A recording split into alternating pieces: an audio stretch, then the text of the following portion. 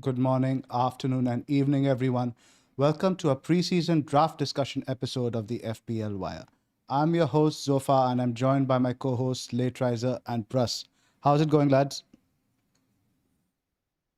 LR is ready to go. We were letting people listen to the music, and LR was like, "Let's go, guys! Come on, let's go." So I will let him tell us how he's feeling. Feeling good, yeah. I feel like we're sort of in a vortex where the first round of sort of tinkering has happened. And now all we really need to do is wait for information that emerges in the next 2 or 3 weeks. I feel like what our initial thoughts are that need to sort of firm up in our heads has happened, and now it's about what information presents itself and how we react to that. Pras, where are Agreed. you? I We haven't think, seen your draft yet on Twitter, sorry, on YouTube. Both Ella and I have, because yours is quite interesting. yeah. I've shared one today, and I'll do a video on it. Or if there's an evolution after our discussion today, I'm sure there will be. But look, I think I'm going through that process that we talked about in our video on the wildcard windows, where I'm going through the process of now fixtures are in sort of have been absorbed, the pricing has been absorbed, and now the process of drafting can start. So I have sort of not done many iterations. We'll talk about today where I've landed in terms of the basic structure. But apart from that, now it's a case of we draft and then we see what new information comes, as LR said. I mean, there's going to be a lot of preseason friendlies, new managers, new information. So we'll see where that develops in 3 weeks. I mean, speaking of many iterations, though, I'm curious, like once there's a couple of structures that you've played around with, is there sort of going on the FPL website and playing around and fiddling around with what's on there every day? Like I can't do that, even though I said I want to tinker more. Like I think like it's in my head in terms of what I've sort of established as a structure and know what's possible with what. Absolutely. I'm exactly the same. I mean, to be honest, I've been on the FPL website 3 times since it's been launched. Basically, one was auto pick. Second was to change my name from ha ha ha to actual name. And the third one was to make the draft, which was basically the one we've used. So that's as much as tinkering I do. But it's not that we don't tinker. We do tinker in our head. When you look at a draft and you go, okay, this guy has got this, because at this stage, everyone has the same budget. All you're saying is, oh, I don't like in this case the guy having that third premium or that 10 million. I would rather have a better defender or something like that. So you're tinkering in your mind, but not on paper. The innuendos are killing me, guys. Yeah, I realized Zoph was done there, and this is like a draft video where we're going to be discussing our drafts, have each of us think over or have comment on each other's drafts, and then what are dilemmas, and then we pulled over a few drafts from our Discord. We done a poll as well in terms of what drafts everybody in our Discord is looking at. It's interesting that 58% of our Discorders have a both Haaland and Salah draft. 20% have just Haaland, and 16% have just Salah. And spoiler alert, FPL review early days doors is recommending just Haaland as well, but I think that's some adjustment required for Salah as well. Yeah. So interesting numbers. Can't wait to talk about this. I want to timestamp that our video on wildcard windows was a day before review launched, just so that if we are talking about, oh, Robertson is a good pick, we said that before review launched. Going a Haaland and no Salah draft if you're wildcarding early, that was also something we discussed before. So just to timestamp, guys, if you don't need, if you just need raw opinions without the influence of models, then this is the place to listen to. The point is basically we haven't told everybody that Pras isn't actually human. He's a robot. He is a Please. human robot because he called out the Wildcard 6 earlier before anybody else I have seen mention it. So, you got a human robot who just not computes data as fast. He looks like that he does. And so, yeah, all in one package. Let's kick. Appreciated, but I think you guys are being very modest. I think, and now that we have our weekly pods and we have our rank histories and things like that, I mean, you guys are the OGs, so lots to learn from you, and hopefully we can help our listeners across the preseason. So humble, Pras. You guys are humble.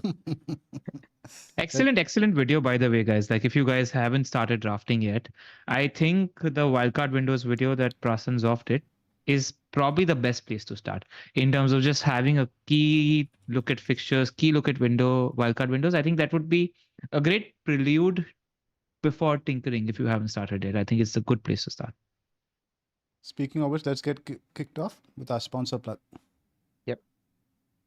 As always, we've tied up with Fantasy Football Scout now. We've been Scout people for the best part of 5 or 6 years now.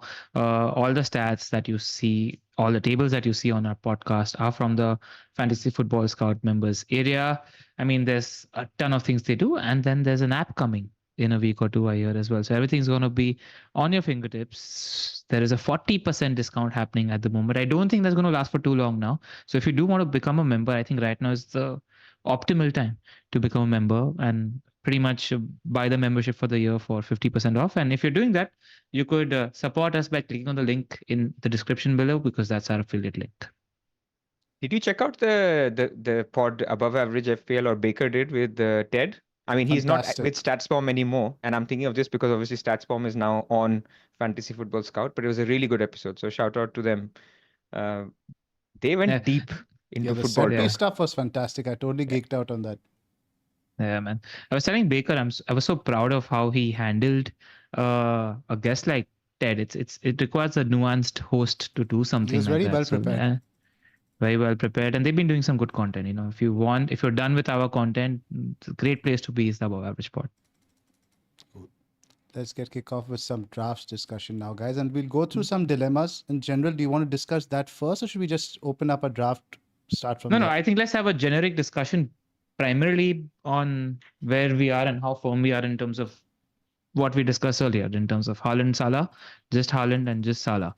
Pras, where are your thoughts there and what's the thinking at the moment? Early thinking. So look, I think early thinking, I've looked at your drafts. Both you and Zoph have got Salah and Haaland, and I like it from a perspective of the first 9 players.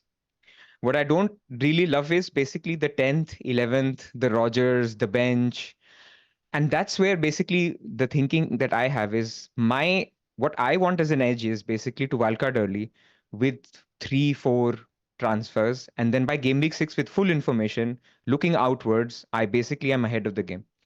So I feel if I'm squeezing the funds too much, one of two things will happen. Either I'll get injuries and I'll have to make transfers for people I really don't want to use transfers for, or things don't work out. Rogers is not nailed, or some people are punting on other picks like Callum Hudson-Odoi or other picks, defenders, where then you have to use transfers before my wildcard to deal with those guys.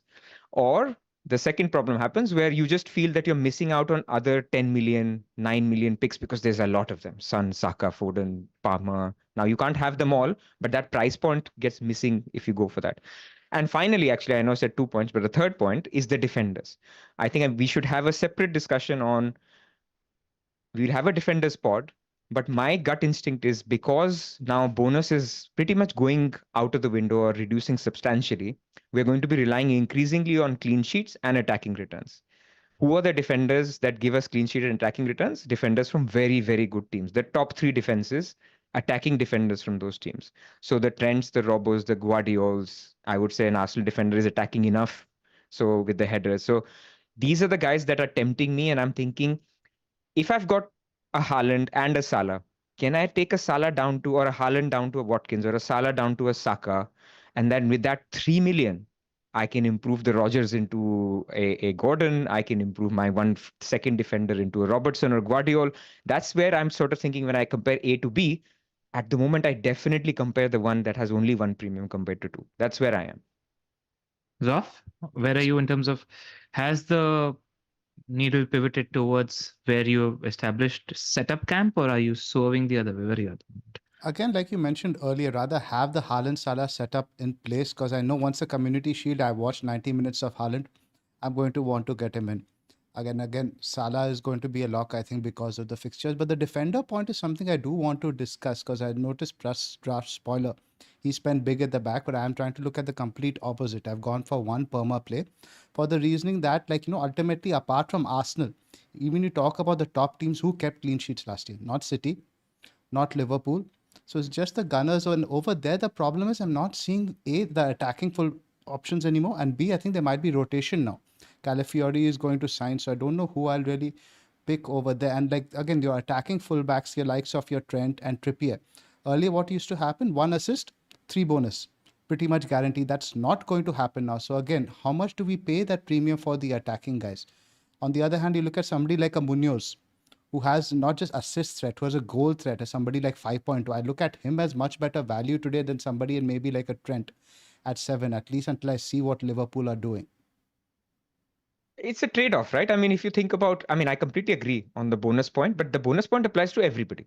So the simpler way to say it is my defenders now only get appearance points, clean sheet points, and attacking returns, right? So those are the three things. Of course, we're simplifying. Some may still get bonus, but if that's the criteria, then a 1.5 million difference, which is a 4.5 defender versus a 6 million defender, feels low compared to the difference between a Salah and a Palmer. That's 2 million difference. So is it that big a difference? I mean, if I compare a Guardiola to a Dan Burn, I think that's a bigger difference than a Saka or a Palmer to a Salah I mean, Watkins and Haaland is a completely different discussion. That's 5 million. But this is where I'm trying to say maybe there is that upside to go heavier in defense. And while we're freestyling, right? I mean, we still can't confidently say outside of Arsenal and City which the good defenses are going to be. It's pretty much a shot in the dark in terms of how teams are going to set up this season, how good they are, how they're going to build football, etc. Like the likeliest, safest bet is Arsenal and City when it comes to clean sheets, and they do have fixtures in the first 4 or 5 weeks. So that's also a certain thing. Again, now you could go on a run of having bad luck where City lose 1-0 3 out of the 5 games. Not lose 1-0, they concede 1 goal 3 out of the 5 games. And that's just how FPL works, and that's luck, that's variance. But it's just much more a surer thing compared to the other teams that we know of. A couple of things that are, while we're freestyling, that's simmering in my head is, it's something that Ted brought up to mind in the pod that he did with Baker, is that my weightage for people that have had a full off season has sort of gone higher. I feel like they are going to come out of the barrels a lot sharper, a lot better, firing on all cylinders compared to players from City and Arsenal who have not just had tournament football in the off-season and they've gone deep into tournament football in the off-season. They've also had a very long season in the Premier League. So it's this. He mentioned that Rice and Saka are going to just be gassed until they come back, and it's going to be until 3 or maybe 4 when they fully get going. This has sort of made me look at not just Salah and Haaland, but the Odegaards, the Rashfords, the Gordons, the Isaks of the world a lot more closely than I would have otherwise. I'm going to give some weightage to something like this. And the second thing is captaincy, right? Now, if you're going with a just Salah draft, Liverpool have great attacking talent. Liverpool have good fixtures at the start. But there is a world in which it just doesn't click in the first 4 or 5 weeks for slot. It's a fully new setup.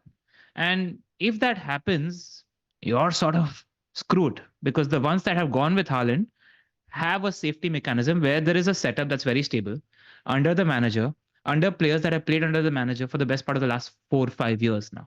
It's a much safer bet for captaincy. I just feel like Liverpool have great talent. I don't think they will have problems scoring goals. But there is a world in which it doesn't work. There is a 10% chance that Liverpool take time to get going. It's like, Pras, you remember how it was for us post Sir Alex Ferguson, right? Yeah. So like that certain worry for me where, okay, if Salah has the fixtures, but there's a world in which I say post looking at the first 2 games, 3, 4, 5, I'm captaining Haaland anyway, despite the fixtures. So those are the 2 things that are sort of simmering in my head while I'm thinking about the drafts. Makes sense. A point on captaincy I do appreciate. Now, I just want to go back to the defender point now. Pras, what do you make of the likes of somebody like Porro? I had him for close to 30 game weeks last season. Don't you think somebody like him who relied primarily on attacking returns, the stock has gone down a bit? I agree, it has gone down. And in fact, this is not going to be a podcast bringing up Porro all of a sudden, because a certain model thinks Porro has good value. Because I think their clean sheet odds and their defensive data was rubbish. And Porro, if anything, is a good example of a defender to now avoid, because he relied on bonuses even without attacking returns. Because the thing with Spurs was there was no striker to hog the bonus. So what was happening was the bonus points were up for grabs, and whoever wanted it was Porro who was creating chances. And so he was taking, he was accurate with his passing. He was getting a lot of bonus. That is not going to happen this year. So unless you have fundamentally changed your belief that Spurs has become a better defense, or you think that their fixtures defensively are better than what to my eye looks similar to a Crystal Palace, so Munoz or somebody else. I don't think Porro is as good a pick as last year. So I don't think he's worth 5.5. At 5, maybe it's a discussion. But but I don't think Trent is the same. Trent has been good on bonus not because of his clean sheets, or I mean he also gets a lot of attacking returns, and I'm happy with Trent at 7 million. This is not 8.5.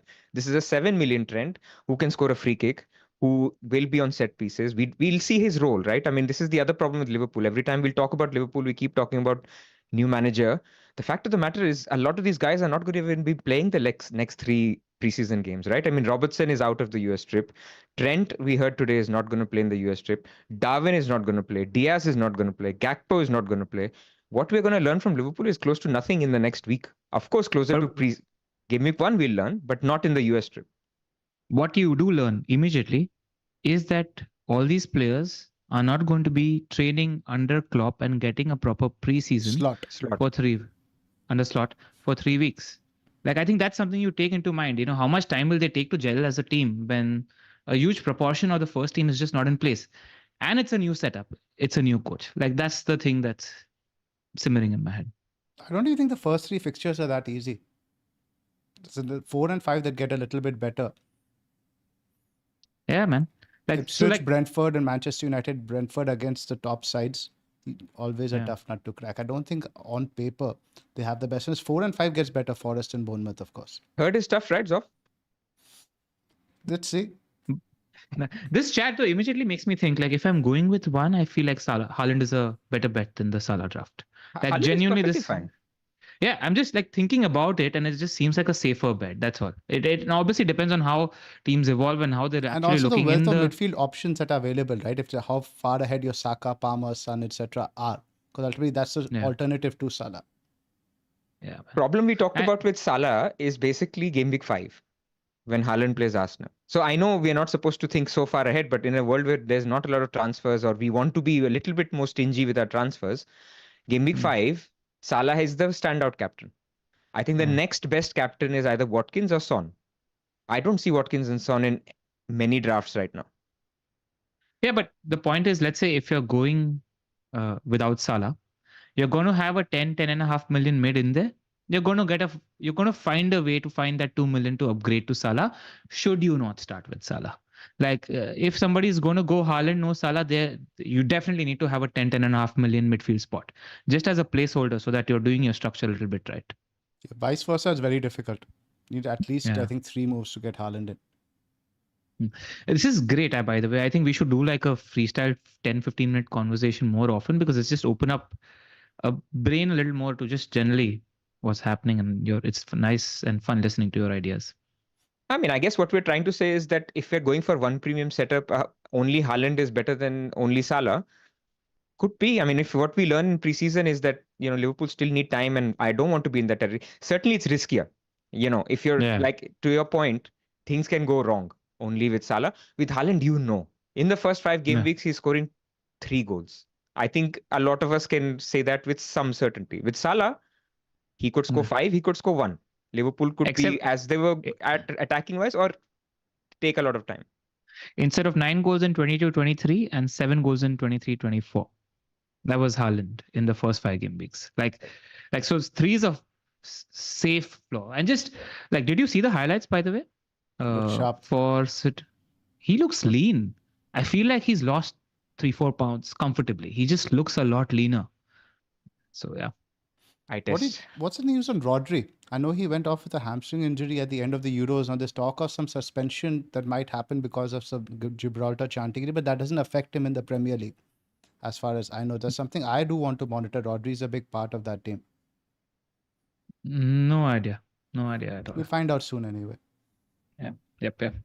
Cool. So while we do that, I think we should start with Pras's draft. I think I've got yours up front, but we'll start with Pras. In case you guys want to see a deep dive, Zoph spoke about his draft. He did a video. I did a draft video for mine. And this is something that's going to continue on this channel.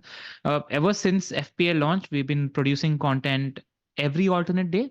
And I see that continuing for the best part of free season.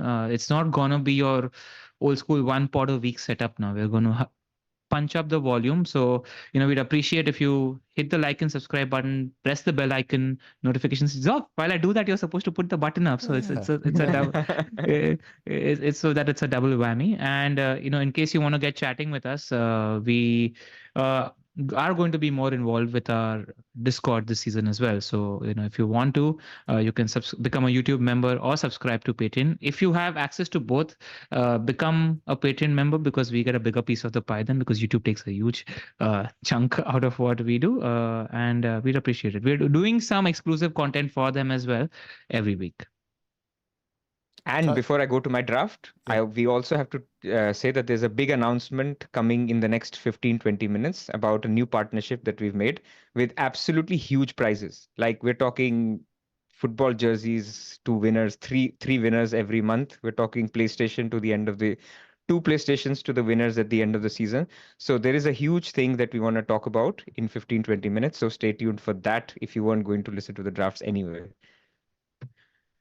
Cool. So let's do that.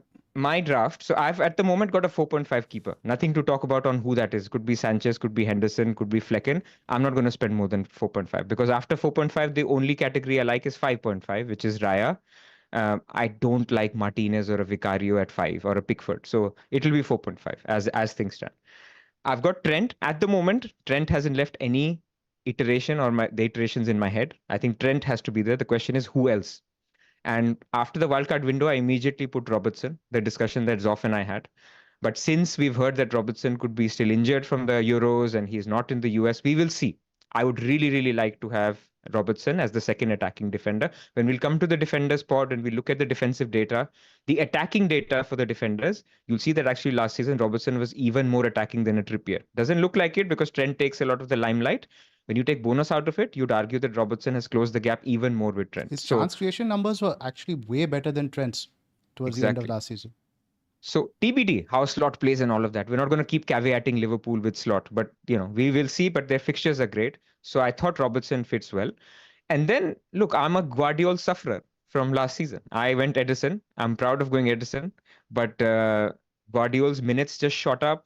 The fact that Grealish was not playing anymore, the width was all for Guardiola to keep on the left-hand side. And so that's a pick. So between Guardiola and Saliba, I want one. Because as much as we are trying to plan wildcard windows and stuff, we need to remember the 2 best teams in the league comfortably last year were Arsenal and City. So one defender there. Arguably, this is too much money in defense. So I'm not married to 2 6 million defenders. I'll have at least one. So if Robertson is injured, maybe that comes down to a Munoz. I'm open to that. I do think at 5 million, comfortably Munoz is the best option. And then there's a bunch of 4.5. So at the moment, I've got Burn. We don't know if Burn will be the guy or Livramento will be the guy or Konza or whoever, a 4.5 defender. And I like Harwood Bellis because the guy has got 2 fixtures when you actually need him the most. Game week 2, he's got a good fixture. And game week 5, he's got a good fixture. So I'm not going to play him. But let's say I have a Saliba. Saliba is away to Man City in game week 5. Harwood Bellis is home to Ipswich. So you have that option, and I want these options because I want to make no transfers. I want no planned transfers between now and then. So I have 4 good defenders that I can play pretty much anytime I want. I could play Guardiola game week 1 if I wanted. Will I get bench points? Will I create bench points and make my life miserable? Of course. But that's the point. If I want to roll 3-4 transfers, that's what you need. A couple of quick questions. Yeah. Yes. I want to make it a habit where I think 3 of us should be a lot more frank with each other in terms of just giving our honest opinions in terms of drafts, etc. I think a little thick skin amongst us and banter amongst us would be nice. I don't like the double Liverpool defense only because of one thing. Like Ipswich away, Brentford at home, United away. I don't know if they're clean sheet fixtures. But genuinely the other 2? Yes. But I feel like you combine that with the fixation of the idea of you not wanting to make any transfers until game week 5. I think a little bit of bias because of wanting to dive into that strategy is maybe at play here. And I'd probably consider a Saliba over a Robertson in that position. Keep a Liverpool slot open, Pras, because you might never know. Jota might emerge. Soboslai might emerge as an option. You're locking yourself out of that. I'll wildcard in game week 3, man. If I'm so wrong about it. Like we talked about it. I'm not worried about like being wrong and wildcarding early. Like, of course, I mean, we're obviously giving our own positions. But for me, at the moment, Robertson is above Guardiola and Saliba. If I was to have only one slot, we are also talking no more, right? So if you're talking about maybe in this draft, eventually if Salah becomes Haaland, then I Yeah. have to sacrifice one other defender. Guardiola becomes Yeah. a 4.5. That's doable. But what's the fixation with wanting to make sure you don't spend transfers until game week 5? Like, I need to understand where your It's not strategy I and don't thinking. want to. It's just that I would like not to. So I'm He's planning not not to. planning it. Yeah, he's not booking it in. If he has to, of course, the situation might arise, but he Got does it. it. So the idea is to set up a team that's good for 5 weeks without having to move around. If in this Okay. situation, Burn gets injured, right? He can rot on the bench until I wildcard. Even if I would say a Muniz gets injured or a Chris Wood gets injured, I don't need him. I've got Nkunku after game week 1. So that's the thinking in terms of I can deal with even 2 injuries now. And I want to use those to deal with those injuries using my early wildcard, not my precious free transfers, which I will use after my wildcard where I have used my information. It's a thinking, it's a process. At the moment, that's where I am. If Yeah. I go for a Haaland draft, I will plan one free transfer, which will be Saka to Son, game week 5. So that would be the kind of thinking. But let's come to midfield now. If there's no other But feedback from consider defense. Saliba. Just because I feel like 3 weeks in, you could have points in the bank. Fair enough. Genuinely, you could have points in the bank. Like Wolves and Brighton at home are genuinely good clean sheet fixtures. Like it's a nice place to be in as an Arsenal defender with not many people going there. I think it's just a decent bet, especially with your setup. I mean, starting with Saliba, going to Robertson, absolutely something Yeah. to think about. It's just splitting the difference and making your draft safer and less susceptible to Liverpool falling flat. Fair, but my counter argument is over 5 weeks, if I save a transfer and there's no, like Saliba's stock has also gone down, right? We talked about Yeah. defenders getting bonus. His baseline bonus was highest of Arsenal defenders. Now, less relevant.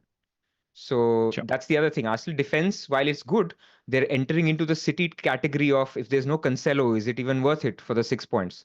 So I'm not saying Saliba's a bad pick, but that was my thinking that if I hit it out of the park, it's a low ceiling mistake to go Robertson instead of Saliba. I lose 2 clean sheets, max, basically in the first 3. Yeah, got it. You're less scared of the Arsenal defense now. That's the point. Of course, he could score, but if Gabriel was still nailed, if there was no Calafiori, I'm scared of Gabriel way more. So I think my category would be nailed Gabriel, Robertson, at the moment Guardiola, then Saliba, but it could flip. If Gabriel is nailed, I could easily go for Gabriel over Robertson. Yeah. I mean, FPL Rico from our chat makes a great point, where Arsenal could actually just go on another level with both Calafiori and Timber, who are upgrades on their current setup in defense as well. So, it's Arteta talked about having more options. We might see more shuffling in the backline than we saw last year as well. Yeah. This is the thing. They could get better, but also become a worse FPL option. I know it's counterintuitive, but that's what's been happening with City forever. Apart from Guardiola and Cancelo, tell me one defender anyone's been happy with from City in 3 years. Yeah. Fair. So let's go to the midfield. So let's go to midfield. So look, between Salah and Haaland, we'll talk about that later, but one premium only, because I want Isak for sure. I want one good attacker for sure, a cheaper attacker. So that could be a Muniz, it could be a Chris Wood. We'll talk about the forward line. But in midfield at the moment, Eze is locked until he transfers. And where he transfers, obviously it matters, right? If he goes to Spurs, I think he will still be locked because I think that Spurs left-hand side, if he's there, he gets the freedom. Great pick. Spurs have good fixtures. No problem. If he goes to Man City, not a lock. So I think Eze, we have to talk about as if what we know right now is he's at Crystal Palace on pens without Olise, so more talismanic. And Crystal Palace, I think with the manager, I have enough comfort that their goals should not go down too much without Olise, but Eze's goal share should. So that's what I'm thinking as a good pick. Saka, Son, Foden, Palmer. Between the 4, to be honest, I don't have huge conviction. I think Palmer is that 1 million extra, and I don't think Palmer deserves to be 1 million more than Saka. So there is that 1 million point, and he has Man City. Then you're talking about Son. I could be tempted by starting with Son instead of Saka, especially if Saka is not fit. If they're talking about him being okay, but he has played the Euros, all the things we talked about. It could be based on Richarlison. So if Richarlison goes, Son is playing up top. He's a great pick, man. And he's a captain option as well. If you're going for a Haaland only setup, like I mentioned, you need a Son in game week 5 for captaincy. So I think that would be doable. At the moment, I've put Saka in as my 9.5 option. I was tempted by Odegaard, but then I'm thinking I don't want two Arsenal. If Arsenal's have three away games and one of them is Man City, I don't want to commit to three. So that's my Saka thinking. Nothing nailed with Saka, but I like him as the option. And then the Man City triple up, sorry, the Newcastle triple up, we've talked about enough. Their fixtures are good. It aligns with the fixture window. I think Gordon is a good pick. Isak is a good pick. So those two don't need to talk about. I put Chris Wood here because it's good. It's good to have the memories. Whether he makes it or is it Armstrong or is it João Pedro, I don't know. But that was the first thinking in terms of the setup. And Nkunku as the fifth mid, by the way, I didn't talk about. Did you see the highlights of the game, man? The guy has a free license as number 10. He The does quotes. now when the players aren't available, and the manager talked about the versatility. Now the versatility is a funny thing. It counts for you and against you also at times, right? It's very good to have a specific position you play and all that stuff. But I think under Maresca, he likes players who are more versatile because no player has a fixed position even while you're on the pitch. He likes them to move around so much. So I do think Nkunku will do quite well under the system. You might see him sometimes hugging the touchline a bit more, which might diminish his FPL potential. But in terms of X minutes, I think he's going to be up there. I mean, his we're competition talking about. is. Yeah. Go on, Pras. Go on. No, I'm saying his competition is Gibbs White, Bailey. I mean, we need to respect Nkunku, man. I mean, Yeah. Exactly that. Like 2 years ago, he was Europe's most coveted forward. Like people forget how good Nkunku actually was. Like he is bloody damn good, and I think don't. People have forgotten that, or there's a little bit of like he's really good. Like I need to just be sure that Nkunku's starting and he's going to be in my team. And I expect Chelsea to start slow. I don't think their fixtures are that great. But I feel like at 6.5, it's almost like a gift. Like if it looks obvious that Nkunku is first choice, he needs to find your way into your team come game week 1. Or if you're avoiding it, like I think the wildcard Nkunku is going to be in. It's just a very good pick if he's first choice. I think that, like you said, the first two fixtures, even Wolves away, isn't a great one. We struggled there a bit last year. Palace, we know, are a good team. But the good thing is, again, Chelsea had a very strong home-away bias last season. We were much better at home. Away, we were quite leaky. So it remains to be seen how much of that can be corrected. But it's going to take a bit of time.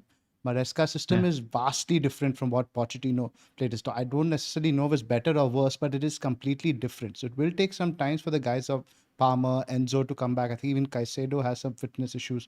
So I do think Chelsea will be slow to start. That's one spot I'm monitoring, by the way. I have Rogers in my team at 5 million.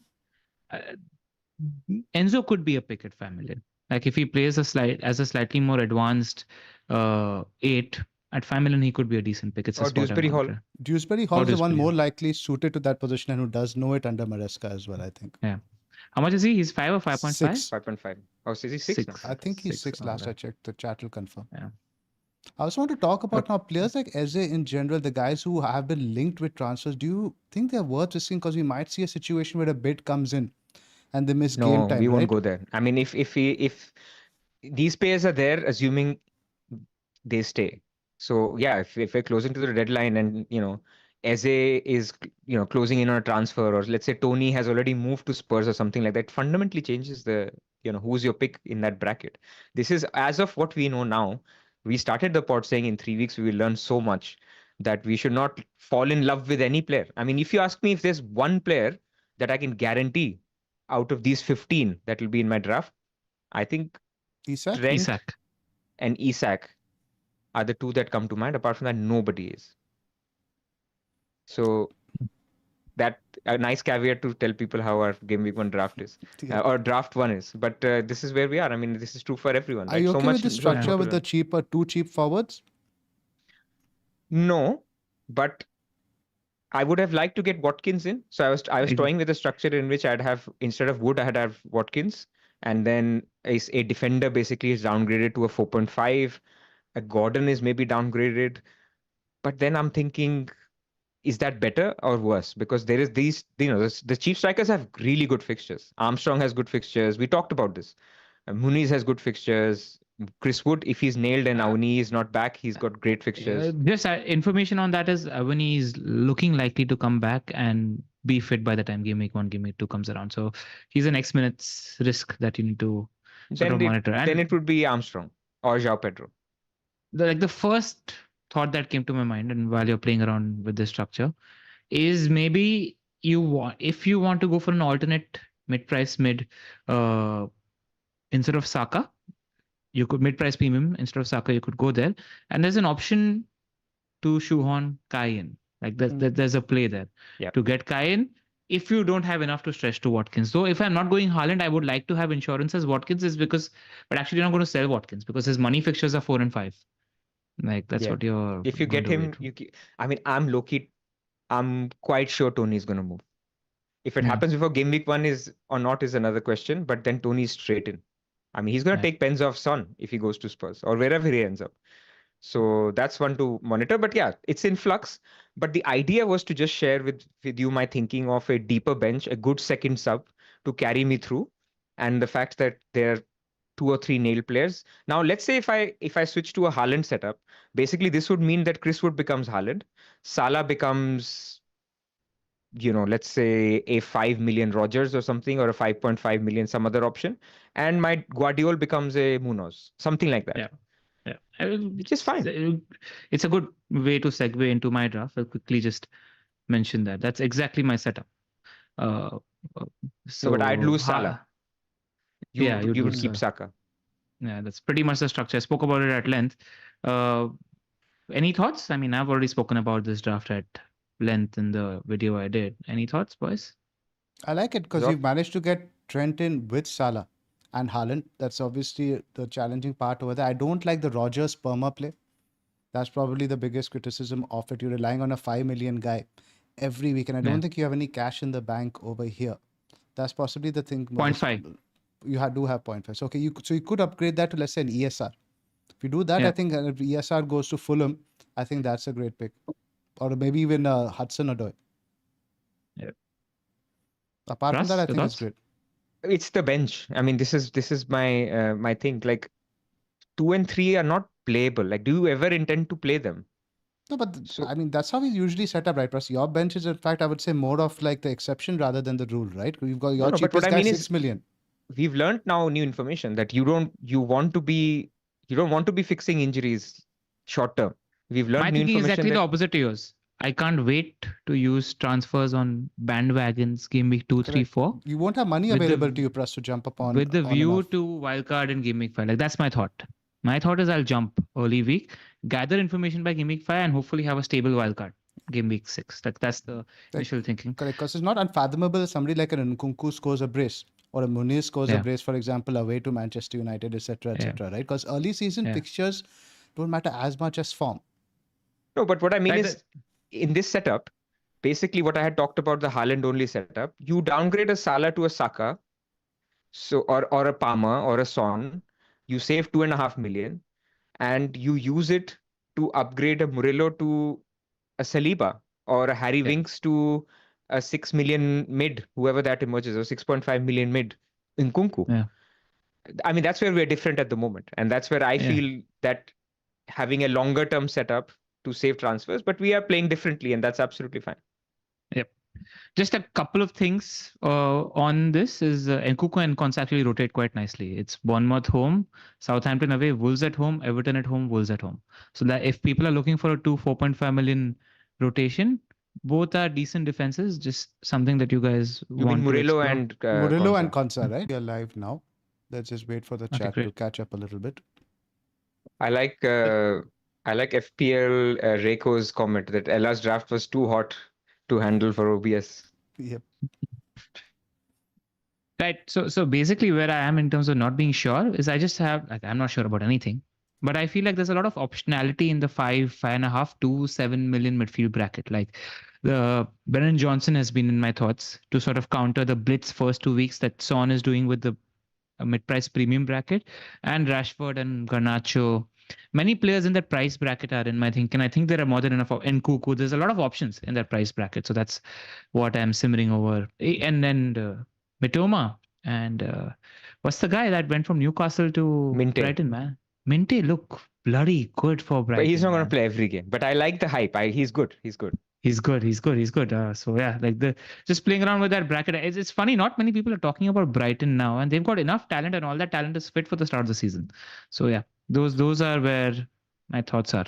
early season. Before we move on to Let's buy go. draft, I just want to ask you guys in general your top pick now in each position. And I do want to talk for goalkeepers, as dull it is, for a little bit. Who's your current 4.5 goalkeeper go to? Henderson. Pras? I would like Sanchez, but you guys are signing Sanchez is not somebody an option. today. We're signing Jorgensen, I think, from Villarreal, who had I think the most saves in the La Liga last season. So Then I Sanchez think is it'll a have to be no. Henderson because I might not Who have. also I think might be a bit of a doubt. I'm hearing I think he's also not playing much of preseason. He's only going to join up 1 week before. We might not have much clarity on that. Then we revert back to Flecken. Flecken. Somebody I am interested on is the Forest goalkeeper because they had very good underlying numbers. And spoiler alert for upcoming Yeah. defense pod in terms of XGC, they vastly underperformed last season. Now they've That's got why a goalkeeper. Murillo's off. I know. So yeah, they got a goalkeeper. I think who's 6'8". They hired another big center back. So I think that's where I think like its name But is who is Miguel. starting for them? Is it I th- Sells or the other guy they I, signed? I think that should be the guy they signed, right? Because ultimately he was brought in to sort out a lot of their set piece issues. Again, we'll monitor preseason, but I think it will be Miguel.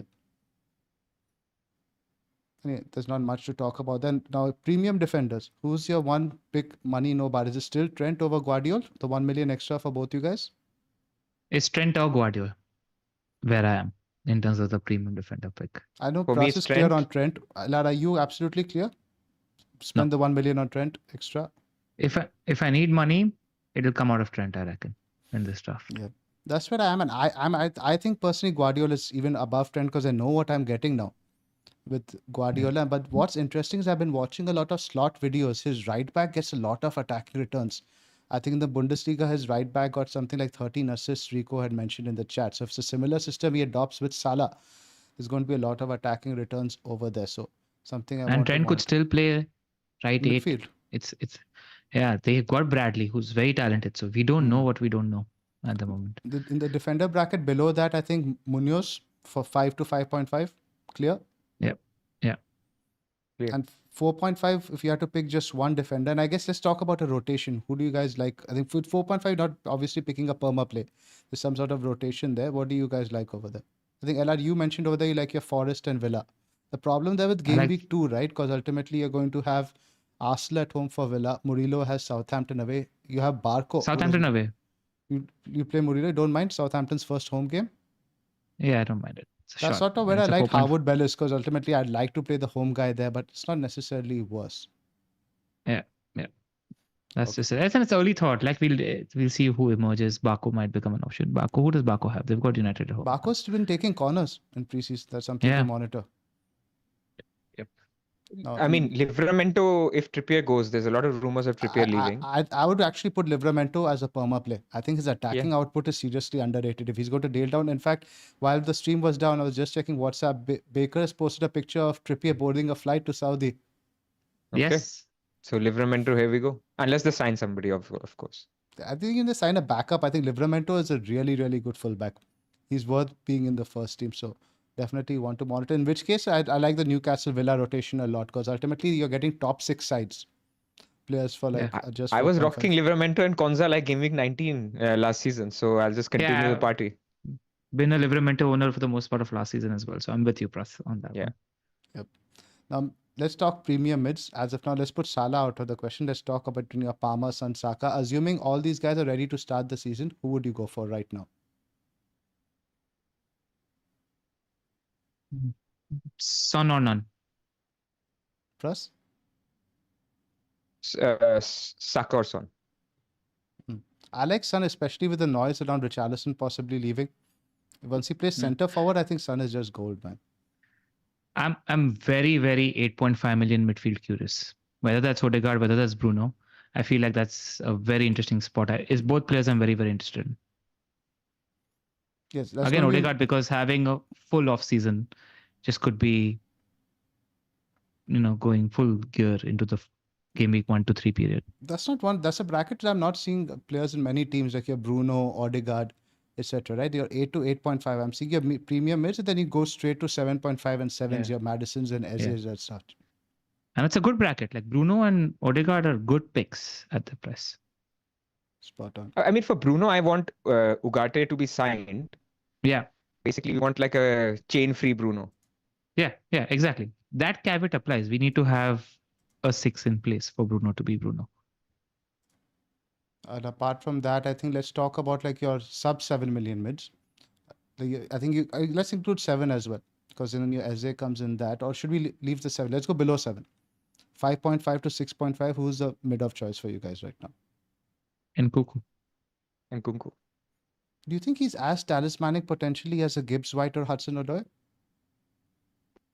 No, but I think he's better. Correct, but that does not necessarily mean he gets more FPL points, right? I think it's likely, very likely that he gets more FPL points. Fair enough. I just like Forest's opening fixtures. I think Hudson-Odoi at 5.5 could be really good. I think that's who I'm favoring in that bracket. The thing is, yes, Forest have good fixtures, but it's a Nuno Espirito Santo team. They're not known to blitz their opposition. Correct. Like a little bit of expectation management needs to happen with regards to the fixtures, driving narratives. That's all. Like you're still talking about a Chelsea that has Palmer and Nkunku and Enzo Fernandez and Casido in that team versus a team that has Elanga and Hudson-Odoi on either side of the wings. Like there's that little bit of adjustment needs to happen despite the fixtures. That's where I am. I get that point, and I guess I can always be accused of underrating Chelsea, but I think the opponents in particular are good for the counter-attacking style that Nuno likes to play, because Bournemouth and Wolves in particular are going to attack. Southampton are going to attack on the home patch.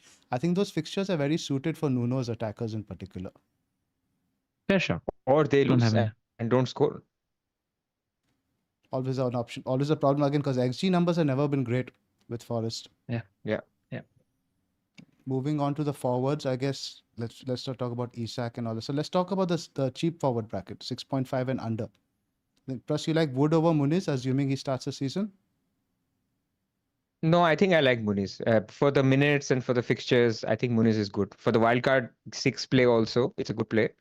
But then he's also 0.5 cheap, more expensive than João Pedro and Armstrong, who are also good picks and on penalties. So it's a question. And if I can, in my 7th attacker or 8th attacker, if there's a rotation in which I don't have to play that Muniz slot every week and it can be an Armstrong instead, I can see myself going there. But if you're asking who would you play every week, I think Muniz is the answer. That's where I am as well. The only other pick I like in that price bracket is DCL. I think he's got good first 5. I think he's got pedigree. If he's fit, if he gets a full preseason, something I might look at, because again, the injury concerns are always there with him. Yeah, if he has a full preseason, you take a shot, right? Because you're looking at a very short-term view in terms of fixtures, where you're getting Brighton home, Spurs away, Bournemouth home, Villa away, Leicester away. So except for Villa away, I just think there are 4 good fixtures for attackers. That's fair. Yep. That's about where I was in terms of just I wanted to get some idea from you guys in terms of the ranking, where he places stock. This is my team. I've changed it just slightly a little bit from the draft video I posted. I want to see how I could accommodate an Arsenal attacker in there. So I've got Miguel, the Forest keeper, in there. I've downgraded Munoz to Anderson, put Mikalenko and Guardiola as a perma-play defender. These guys rotate quite well, Anderson, Mikalenko and Robinson. Howard Bellis comes in for a game or two. In midfield, I've got Hudson-Odoi and Nkunku, Gordon and Salah. And up top, Havertz, Haaland and Isak. Thoughts, guys?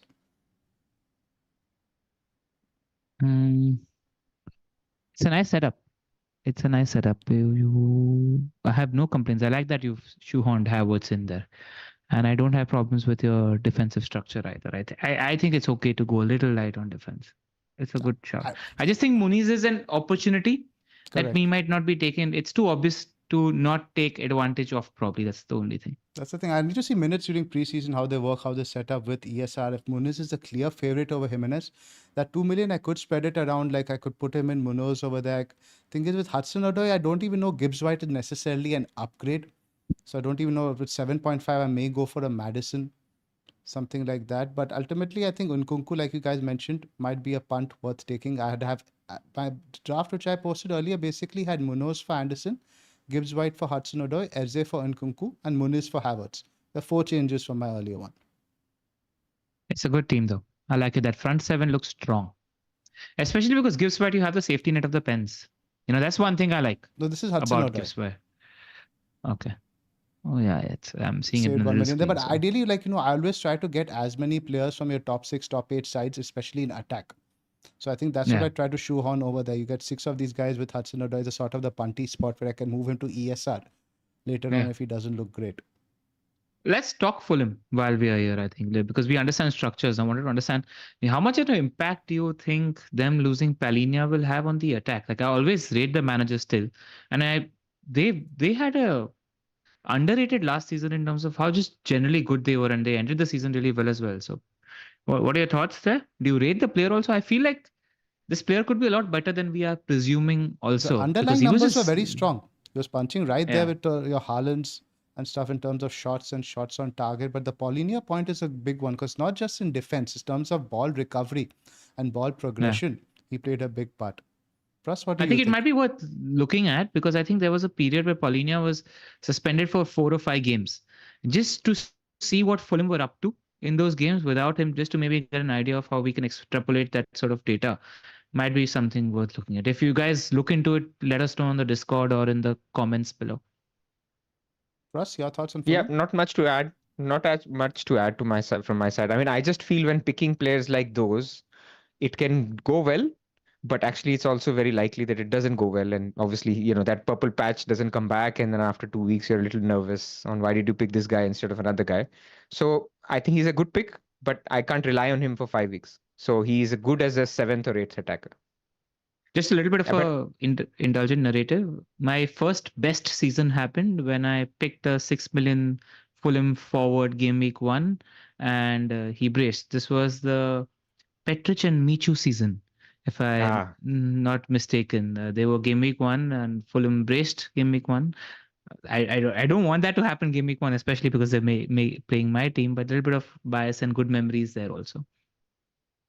makes sense, makes sense. But I mean, to be honest, again, Fulham are a team to watch. They could be fine, and we will not know, right? I mean, until they actually start, even in preseason, we won't know. It will be something that we'll have to do a little bit of a leap of faith. But I do think it does. When you lose your big general in the midfield, it's not just defense; it's also attack that will suffer. Yeah. As Zoph said. Like I said, once we're looking at wildcard horizons, they're right at the top. Yeah. It's a fixture play. Exactly. But again, And they were very even much playable stronger at first game. home, right? Last season, I think you have game week 2, 4, and 5 against Leicester, West Ham, and Newcastle, and even the games against Ipswich. The fixtures are there for attacking returns. Indeed. Right. Let's do the announcement. Yeah. So before we go to our Discord picks and some drafts that we like, we wanted to announce a new partnership with Sleeper. So those of you based in the US, there is no introduction needed for Sleeper. They're a sports-based app that basically you can play draft games in. You can play a game called Pick'em, which I'll explain in a little bit. But basically, they're expanding in Europe, and more importantly, actually, they're expanding globally outside of the US, and more importantly, they're expanding into the real football. So now, apart from NFL and the other sports that they have in the US, they're expanding more meaningfully into the real football. And as part of that, we're partnering up with them for this game. So let me explain what this game is. This game is basically called Pick'em. And Pick'em is a game where every game week, you simply have to pick which team do you think, what the result will be. Whether it's Man United winning, or is it Fulham winning, or is it a draw? Is it Arsenal winning, or Wolves winning, or is it a draw?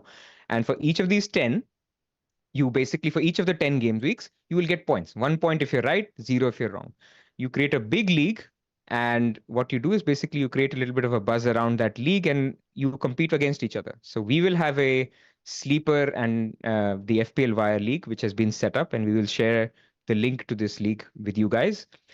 The real benefit is that you will basically we've got some good prizes from Sleeper that we can offer to you guys, and the prizes include things like the monthly winner. So monthly winner is simply the guy who's had the best prediction over the 4 game weeks that happen in that month. Will get a Premier League shirt of their choice. I mean, we're still finalizing the prices. Premier League shirt. A Premier League shirt of their choice every month for the winner. And at the end of the year, at the end of the season, we'll have a top 10, and the first 2 will get a PlayStation 5, and the other 8 will also get a Premier League shirt of their choice. So a lot of interesting prizes. And before I hand over to you guys, I just wanted to also say, I should have said this up front. There is zero link to gambling or Web3. This is simply a game, a football game that we play with friends where you just pick the winner. There is no advantage here if you think Arsenal will 3-0 or 1-0, or if you think Arsenal will draw. It's simply 1 point. So there is no element of probabilities or this will go into something that you have to pay into. It's a simple game that we wanted to bring to you guys. What do you guys have to add? Uh, if I win the league, I will get the PlayStation 2, right? Like that. That is We something are we all need in to the plan. league for sure. We are all in the league, right? So that's something I'm competing for. I mean, everything else can wait. But I just love that it's no maintenance and you just get to pick the winners from each team. Should take about 5 minutes. While we're just doing the game week previews, I think just a 1 minute flurry of these are our picking picks. So this is the non-favorite pick that we like for that week. I think it's just nice and fun and easy game to play, especially with Sky not being a part. Extra and low maintenance game to play with so much to win. I think it's just a good place to start. And we also, for people that are on our Discord, we might have prizes, the kind of prizes we mentioned for the top 3 every month as well. So, you can join the Wire Sleeper League and you can join the Wire Sleeper Discord League as well. And then you can win prizes in both. And you can change your picks. So you can have a set of picks in this league, and then you can have a set of picks in this league as well. So you can change the picks that you have also. I didn't think you emphasized this enough, LR. So in the Discord league, every month, the top 3 will get a Premier League jersey of their choice every month. So join our Discord, and to join our Discord, you basically can join as a member on YouTube or patreon.com/the FPL Wire. And so we will run these 2 leagues. And sorry, Zoph, I interrupted you. No, I was just saying, I like the fact you don't have to predict scores. That seems a much more hardcore thing to do, right? It's much harder thing to get right. Getting a result, I think the probability is much easier. We should mention that it's not like the lot of games they have in the UK. I think it's called Fantasy 6 or something, right? We have to predict score lines. Here's nothing. You have to pick win, draw, loss. That's it. It'll take 2 minutes, I guess, every week. I'm looking forward And if you're to it. busy, like I spent time this morning, I've already picked my Game Week 3 team as well. Because you can change it, right? I mean, you can basically right now pick for the next 2-3 game weeks. When you reach the game week, you then change your picks if you decide, okay, Arsenal haven't started out right or Liverpool haven't started, I'll predict a draw here instead. So it's actually low maintenance to the extent that you can pick the next 5 weeks. You don't want to touch it, you won't. Obviously, your odds of winning are lower if you're not doing it closer to the time. But it's a very, very low maintenance game. And I should also say, anyone can play this. It's not a UK based game. It's a global based game. Our listeners are global. So everyone can do it. The app can be downloaded and we will share the link to our league when you do that. And we'll share the prizes wherever you're based, we'll send you those prices. Yeah. There. You don't need no VPN, nothing. You can free to play in any country in the world. You search for the Sleeper app. It's there. And we'll send the link. We'll provide the link in the description to where you can join our leagues. They also have a draft game, but we will, that's just a separate thing that we don't need to sort of discuss in detail here. It's another draft game for people to play, but for the moment, what we're really keen on and want you guys to get involved in is this Pick'em League, which we'll share the details of. Cool. Let's start looking at some Discord drafts now, boys. Who do we have first? First up, we have Achu, and his draft is actually quite similar to mine. He's got Havertz in there with Munoz as well. I think, he's got Timber. I think who's missing over here? God, I think he's Achu's an Arsenal fan, so clearly he thinks Timber could be a starter. Well, so basically, Guardiola he's downgraded over here. He's using that money from Anderson to upgrade to Munoz. Otherwise, it's quite similar to my structure. Timber is a very interesting one for this season. Absolutely 0 minutes last year. Didn't get to see much of him. I wonder if he made it after Calafiori announcement or before. I think, but we knew Calafiori's been coming for a couple of weeks, right? I think Achu's already been high on that for a bit. I know, but Calafiori is also left-footed. Timber is also left-footed, I believe. So Timber's right, I think. From what I read, he's going to play right back with it. He's talking about White possibly moving to centre back. It seems to me something risky, but it's an Achu pick. Speaking of Achu picks, he's got Doku in there, man. He's expecting Doku to start the season over Grealish. Grealish has more preseason. Or Savio Doku, even now. There's even Savio option on the left wing now. Or forget his name. He had like 2 assists and a goal. Spectacular in the first preseason Oscar game. Oscar Bob, yeah, Eno's boy, yeah. He was really, really good and could be a candidate to be the Palmer of the season if Pep just says, you're in the first team now. Correct. So the first few drafts we're looking at are with Haaland and Salah. That was Achu. Let's move on to the next one. Now this is from Eno. like you mentioned over there. He's Oh, also Eno's got draft is always interesting. He's always the left field, correct, our Norwegian Viking. but not that many left field picks over here. Like you, Pras, he's gone for Liverpool defense and he's put a bit more money there. He's got Munoz, Guardiola, and Robertson. I like that because those are three perma play good attacking defenders, right? Good traditional thing. He's punting now. Soboslai, I think, could be a very interesting one. From what I've seen the videos under slot, his tens get a lot of freedom to break into the box. So again, and he's got Nkunku there, Johnson, Wood as his cheap forward. I really like this team because Soboslai and Johnson are two names in that midfield bracket that I am monitoring very, very closely and could present a very high ceiling going into game week 1 as well. So, I mean, I'm not surprised Eno picked them out. And it looks very, very balanced. For an Eno draft, it's rude to say, but it's also very sensible. It's not rogue. Like he's got the right picks that you need to cover in there as well. So yeah, so I think with the three perma play defenders, he's gone for the two 4.0 guys in defense, which is understandable. They both get minutes. The worst case, you're going to play these three guys every week anyway. What do you guys think of Trent Robertson instead of Trent? Now, it depends again for structure because somebody in the chat mentioned that Slot likes his left back to be more of a left center back. The right back is given the freedom. I think it obviously depends on the player's skill set, but you can't imagine Trent being given less freedom than Robertson. Mm-hmm. I also don't think it covers it. And I also just don't know where his body is at. Yeah. Like fitness is a thing. Those injuries are becoming more and more recurring. Will his body hold up to high press, aggressive football? Can he run down the wing again and again? And that's what we know Robbo of old, where he was placed as the left winger almost, inside the box also. So that's the thing with. But last season it was good, LR. He just didn't come in our radar. Yeah, second half of the season, very good. Yeah. Like the injuries when they sort of add up on top of each other, like even now, right? He's not fit. So that always gives me a bit of pause because that's what I did with De Bruyne last year. And I'm just fully fit, needs to be fully fit, in my opinion. I totally agree there. Move on to the next one. Yep. I mean, one structural question as we move to the next question to you guys. I see you guys have both gone for a weaker fifth mid. Yeah. So whether that's Rodgers or Winks or whoever that is, and a more solid third forward. Whereas what we know from FPL, the bandwagons usually come in midfield. Is it different this year or is it just a case of price points? I like the cheaper forward pool this year. I think there's much more to pick from in that 6 and below bracket. But that being said, you could spin that around. There are also good picks in midfield. Your Hudson-Odois, your ESRs at 5.5 could emerge there as well. The 6 million forwards feel safer though. They feel more talismanic, don't they? They feel more talismanic. Yeah. That's all. What I'm on that. That said, like Pras, if Kamada emerges as a 5.5 million pick, or if Sar, they're talking about from also they might sign. He's done.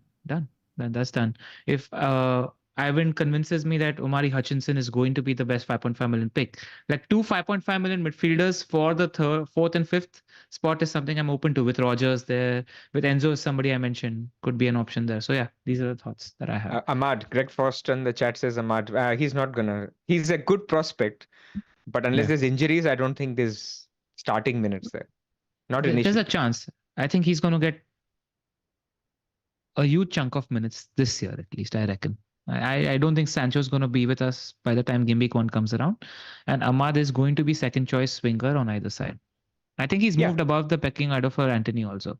It's not an FPL option, but I think he could be eventually. The next draft we have up is from Dinesh, and this is very similar to yours, LR. Haaland, Salah, and Trent. He's got Munoz in there as well. Rodgers is his 8th attacker.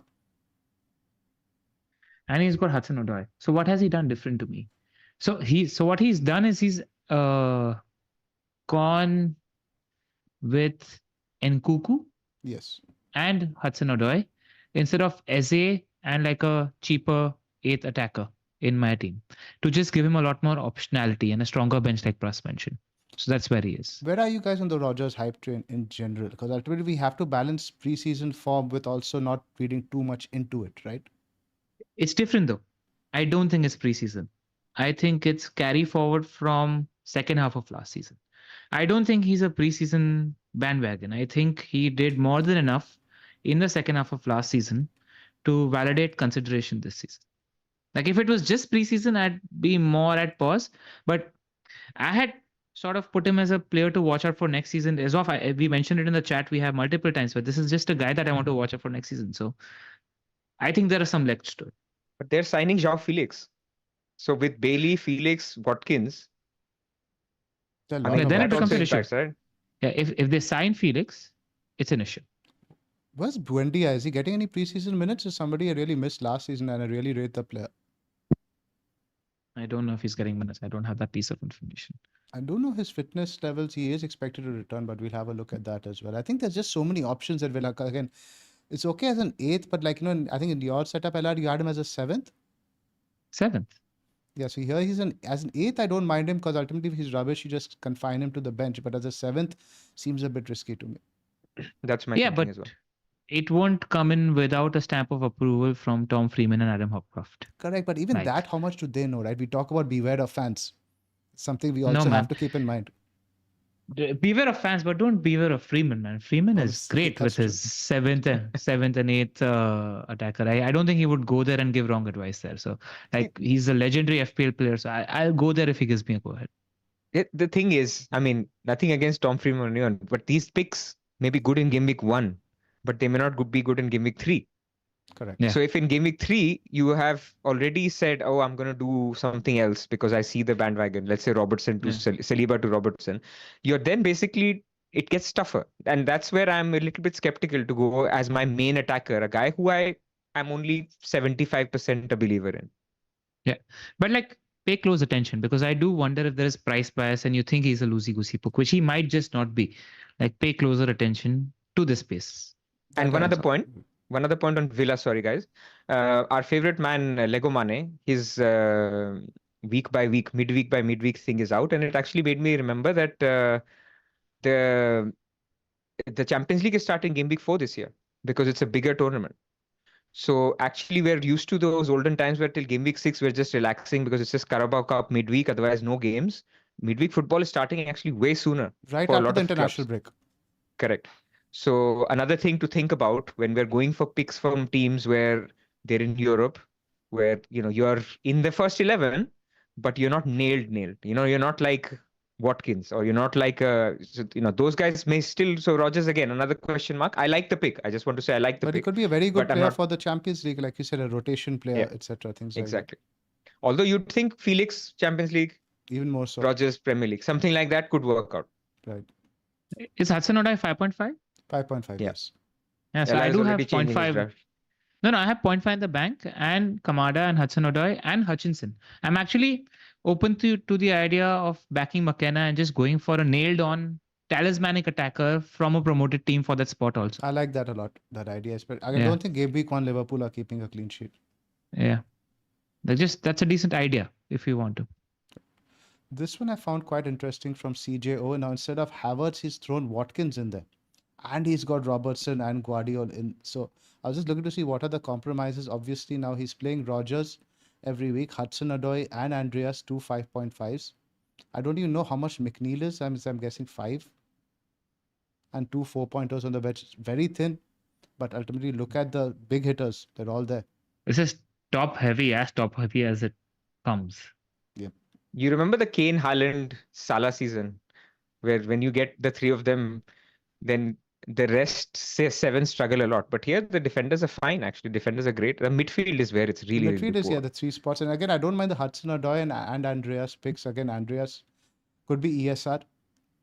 Could be fine over there. And again, My bit of advice to him would be, like, I feel like there are much more nailed on, ready 4.5 million defenders. Like, downgrade one of Robertson or Guardiola to a 4.5 million and take Andreas or Rogers up to a 6.57, much more nailed on midfielder, just to bring a bit of balance to this draft. I'd agree with that completely. Or you lose a premium, right? I mean, think about it. If you lose a Salah and an Andreas is the same price as Odegaard and Saka. Yeah. But he wants to go top heavy. If he wants to go top heavy, like that small bit would.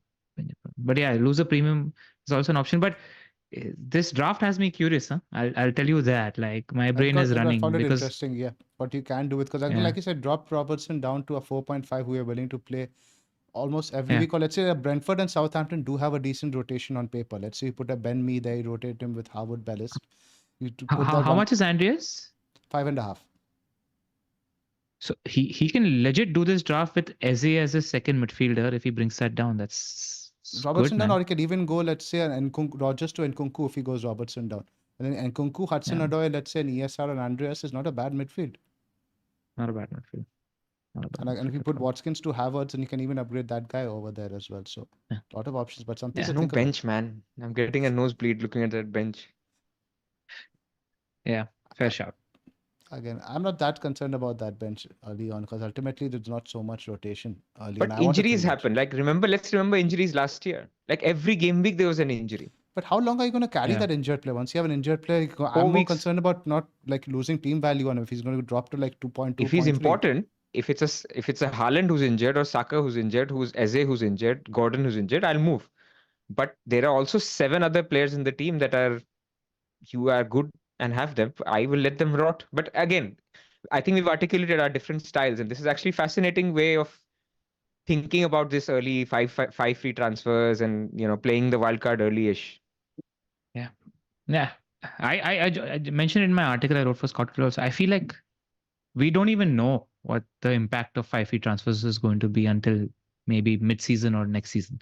In just terms of how things play out and what we learn from a season of playing with 5 free transfers. We don't know how we're going to react. We don't know with the decisions we're going to be facing. Move on. Now, these were all the ones with Haaland and Salah. We're looking at sums now with no Salah and Haaland included. Something we mentioned. This I like. Let's potential Pras draft. Yeah. Have a look at it, Pras. What do you think? You need to expand it a bit. Yes, there you go. So he's got one Liverpool mid, that's Trent, Mikolenko. So not a lot of defense. Liverpool defender is Trent and the Liverpool mid is Jota.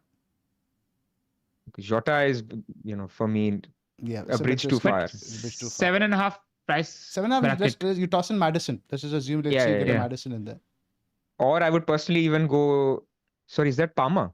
Yes. Oh, that's... he's got Munoz, Mikolenko, Trent, Palmer, Eze, Gordon, Jota, Muniz, Isak, Haaland. There's balance in this draft, man. So again, Palmer, you save us $1 million to Saka, and then you upgrade Jota it's only half a million plus.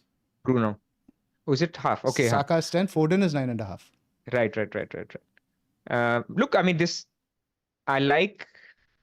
I don't like the Jota pick, but otherwise this structure is not too bad. I mean, this tells me that going Haaland instead of Salah, what am I sacrificing? I'm sacrificing that heavy defense. So you're basically going for one premium defender, not 3. But you're not losing that much more. Like you still have a Saka or a Palmer, you have the Eze, you have a Gordon. That forward line is fantastic. And you're losing a little bit on the bench, maybe. So who's that first bench? Sorry, I can't. Winks, he's similar to mine. He's got a 4.5 so not budget, 4.5 defender and a 4.0. So it's very similar to me. So you'll have to sacrifice a little bit of the bench and your second and third premium defenders and I don't think Munoz I would even classify him as a semi-premium defender, a bit like Saka is a premium or Palmer is a premium. So I think it's doable. I think I like a Haaland only without Salah draft. Yeah, Zoph was spot on when he said that what happens is if you're doing Haaland, there's a lot more options in midfield to fill them up with good picks. There's a lot of right from 6.5 to 10.5, a bunch of solid midfielders. So the pool is bigger, which is what Zoph mentioned. No, he's got. I won't be surprised if Pras comes around to this sort of structure, maybe. I mean, look, we are talking about Liverpool quite a bit on this pod. My biggest concern is that we are not going to know going into the game week 1 what is slot system. Is Salah, are they playing inverted because they don't have Gakpo, or Salah is playing up top because they don't have Diaz or Darwin, or is it that is he going to revert to something else? They're playing without the wing back, so how can we know what the Trent impact is?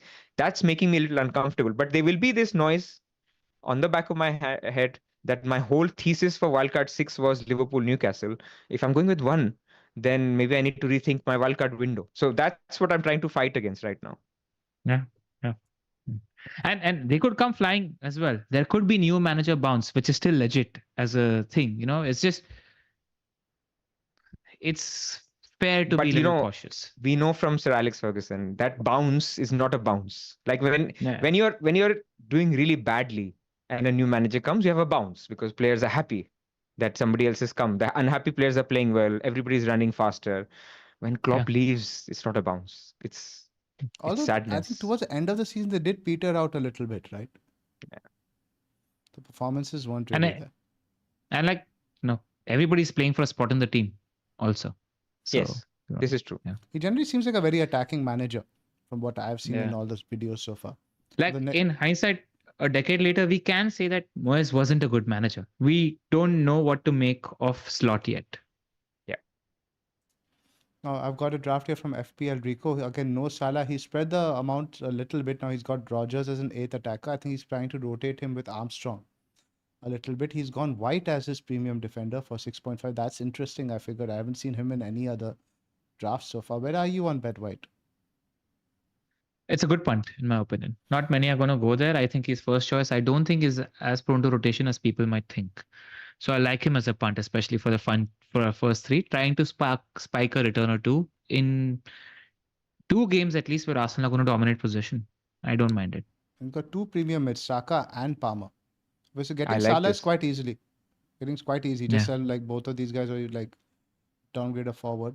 It's not difficult Basically, to get what Salah downgrade does is you can upgrade your SA to a Palmer. Like essentially, that's what happens in terms of structure. and he's resisted And stuffing that defense money in goes. defense. Yeah, exactly. He's kept it light in defense and moved that money to midfield still. This I is mean, a nice his White plus Konsa is your Guardiola plus Munoz, Zoph, in terms of what that money offers. Yeah, So, that's spot on. Yeah. Doesn't that combination sound better to you? Guardiola plus Munoz? It just seems like you're getting 2 attacking fullbacks, right?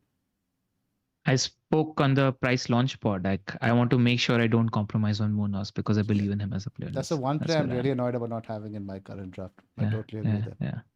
Yeah. I think the more I'm looking at the only Haaland drafts, I think a lot of people will conform to this going forward if Liverpool don't show the form or they're still underwhelming. Like everybody may converge to a similar setup. Unfortunately, that's how sort of groupthink happens.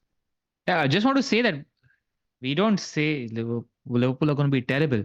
It's just there is a world in which they could be not as good as they were under Klopp. Like I'm rating Liverpool. I think they'll still score goals. There's enough. Like there are 2 things when you're assessing a team like Liverpool, right? A, manager, and B, talent pool. Like they're stacked with talent at the moment. There's some incredible players that play. They're still comfortably top 3 squads in the league. Comfortably. So like that is still there as a thing. This one from FPL Fredo is the only one I saw without Isak in it. He's gone for 2 cheap forwards who he's going to rotate with the 8 attacker structure. And the midfield is interesting. Rather than go for 2 premium mids, he's gone for Odegaard, Saka, and Bruno.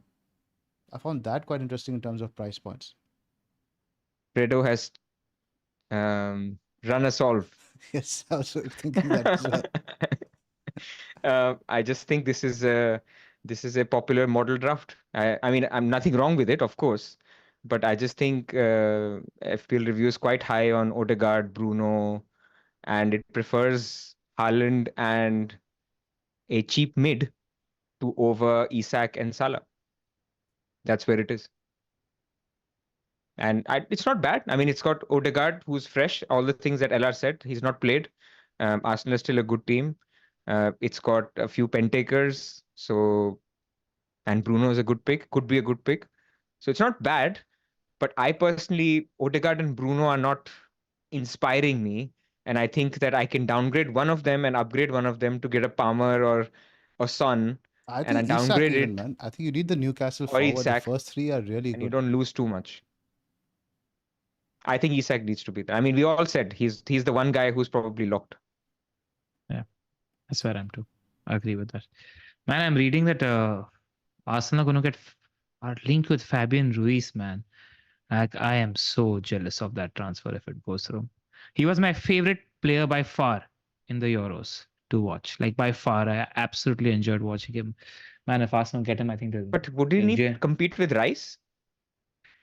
I don't know what structure they would have, but like Pras is the only midfielder that reminds me of like our old school sort of does a bit Paul of everything. Scholes. Scholes, yeah, like he's got everything in Nah, this game. nobody scores, but okay, I Yeah, hear no, you. no, I'm just saying in terms of style, he does a bit of everything. He's rugged as well. Like, man, if Arsenal get that, I'll be so jealous.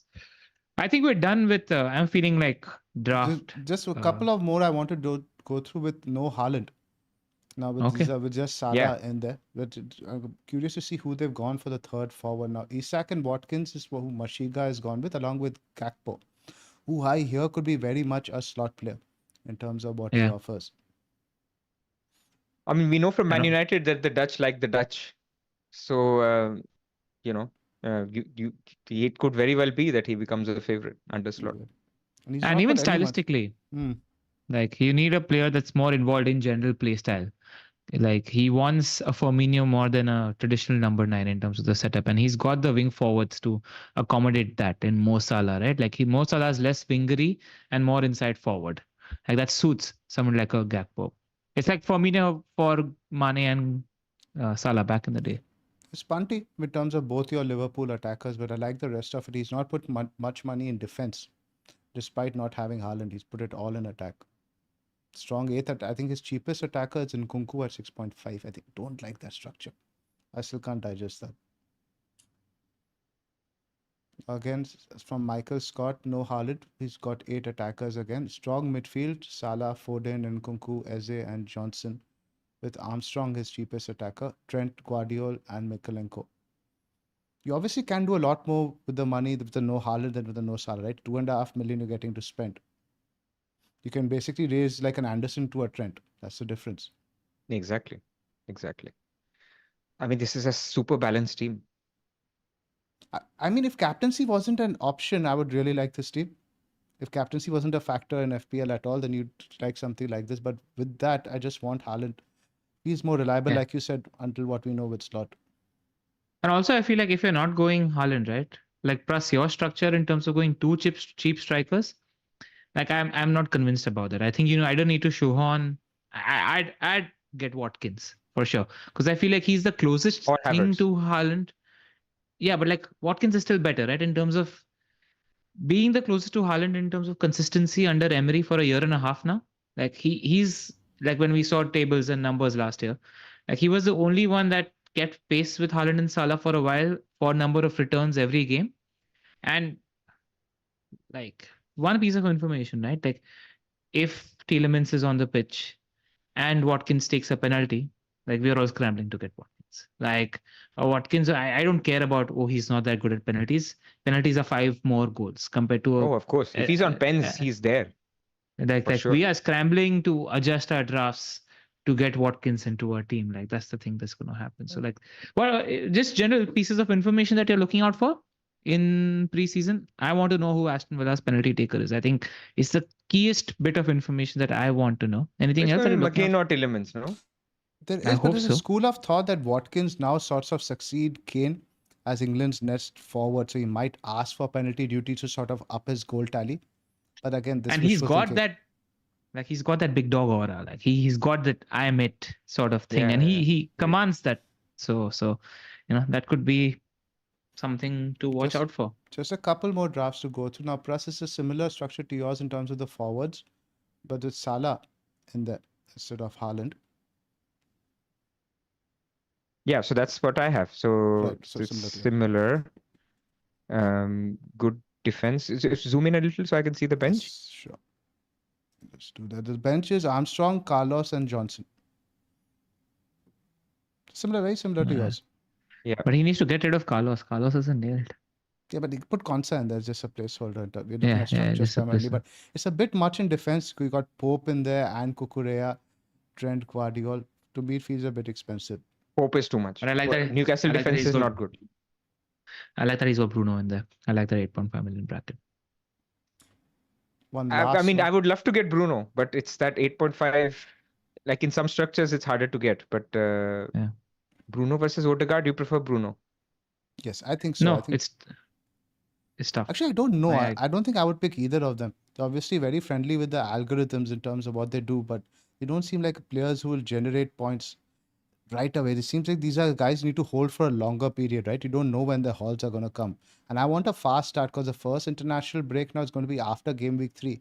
Because as much as a mindset thing, right? That's the first 2 weeks off you get. You always want to start well. I know you can say that I'll Eh, target it towards 4, 5, 6, but you want your mindset to be right during the first international break. I think it sets you up well for the rest of the season. So if you remember, Zoph, like our Discorders were always of the opinion that Odegaard is great in high position games where the opposition is going to sit deep. Like first two home games are Wolves and Brighton, so that could be something that could come into play. And I just want to like Odegaard, like it's a very interesting thing because in the season before that he was a 212 point FPL player where he got 15 goals and 8 assists. Then last year he moved to 8 goals and 11 assists, and I think like when I'm watching Arsenal play and like seeing what Odegaard's up to, I feel like 8 goals is his floor. Like I don't think he's going to get 8 goals or below 8 goals ever because of what Arsenal do and have been doing. Like I think he's a minimum 10 goal, 10 assist player. Like he is a 200 point player, and that could offer the value at like 8.5 million. Like that's the perception of Odegaard that But I in a have. decent season for Man United, Bruno is also an 8 goal floor player, I agree. especially when you add That's why pens. that's why I'm interested in that price bracket. And like, I'm with you. I think it depends a lot on whether we give Bruno legs in midfield around him, or if it's going to be Casemiro, I'm done. I'm not Yeah, touching Bruno at the moment. exactly. So it depends on whether we give him legs because Mainu's not exactly mobile as well, right? And what happened is Bruno's responsibility last year was ball progression. Like he was responsible for carrying the ball And forward. making Now the with risky passes. yeah, it might improve anyway because Lisandro and Shaw might be fit. So the whole burden of carrying the ball forward might not be on Bruno alone, but we need a midfielder. Otherwise, Bruno's a no-go. The last one, no premiums, no Haaland, no Salah. Saka, I'm Palmer, glad we have Foden, one and draft like Trent. this Yeah, I wanted because one at least just to see what you can do with the money here. What can you do? I What's mean, the draft? It's triple Can you leg. read out should the have draft? Yeah, let me do. I can make it it should larger. have Isak, Watkins, 3 midfield premiums, and Eze. If that's what it is, then I like it. Yes, that's exactly what Yeah, it is. yeah. And Trent, of So course. Wow. it's a And beautiful Rhea. team. But again, captaincy, I think you're going to have to be a little bit creative every week. There's no perma cap there, right? I mean, I shared that thing from FPL Nick on our chat. You remember that visual for each week's captaincy? I think if you can make it work. So I mean, let's talk about it for a second. Like Saka has a great fixture game week 1. Foden game You week can 2. easily Foden game week 2 has a great Saka again fixture. game week 3. Saka game week 3. You can even go Instead of Isak 1 and 3. correct game week 4, you can go Palmer. Palmer, let's see I mean, who he has. Palmer has Bournemouth away. You uh, can. it's nice to say, Correct. but are you really convinced? Not. Like, Yeah, but this you is know what I'm why saying? it's not for everybody. But I'm saying Yeah. it's not, given the pricing, and this is why, by the way, we've said in a lot of the pods now, it's a fantastic pricing because you can't get this. Last season, we could all get this plus Haaland plus Salah. I mean, maybe not so much, but at least Haaland or Salah. And it was easy.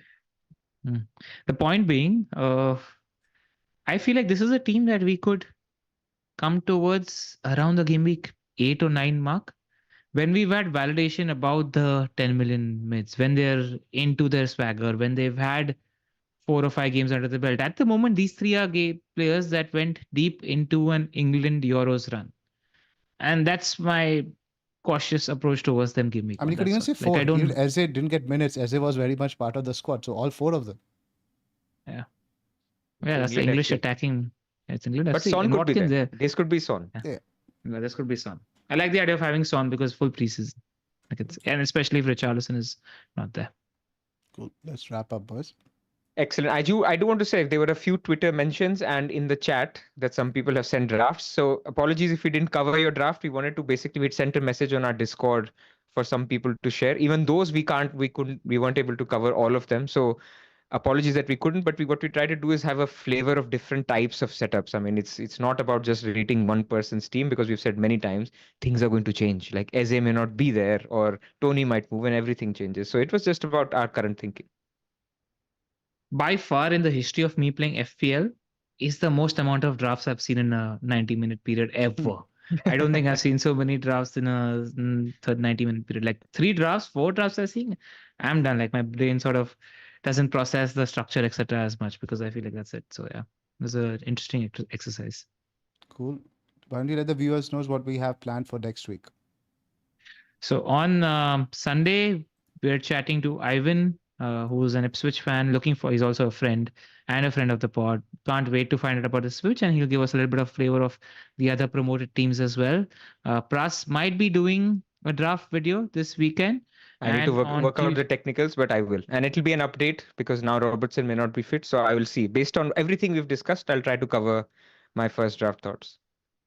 And on Tuesday, three of us will be back for the big in Indian, because we hit 30K subs and we haven't forgotten that we promised you guys that we'll be there in Indian. So Tuesday, we're going to be there in Indian, dressed traditionally for the big defense spot.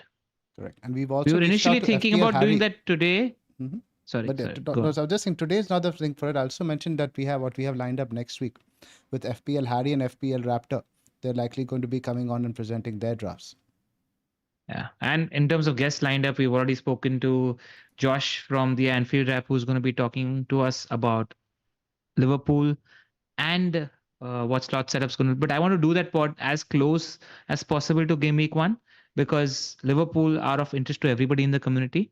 And as Pras mentioned, right, there's not enough people in preseason at the moment. So more relevant information will emerge closer to August 16th, 17th. That's when we do. We're also talking to Ian Irving, who hosts the Talk of the Devils podcast. Pras and I are going to be talking to that for a Man United special. So we've got more than a few guests lined up. Fantastic, guys. See you all next week. So You guys the look out point of for this us. is, Zoph, the point is, then you say that's why you hit like and subscribe and put your notifications. It's like the animation on. Correct. I think the viewers already know, but like Zoph is not a marketer. Like Zoph is your execution guy. Zoph is not a sales guy. Will never be a sales guy. So for his sake, just hit the like and subscribe button. And look out for our tweet on Sleeper, guys, and all the prizes that we talked about. It'll come today. Big things happening on that front. Get joining, and we'll be talking more about that next week as well. See ya. Cheers.